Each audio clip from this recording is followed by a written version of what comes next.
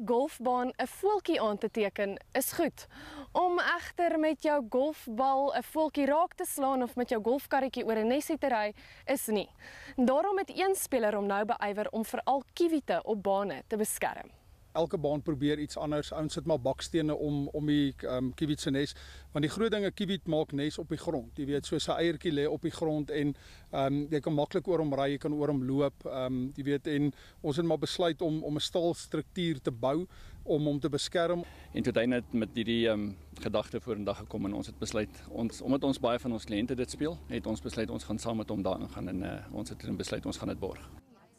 De Breë en Grobler verskaf die staalmerkers nou gratis aan enige iemand wat belangstel en golfbane soos die een is dankbaar.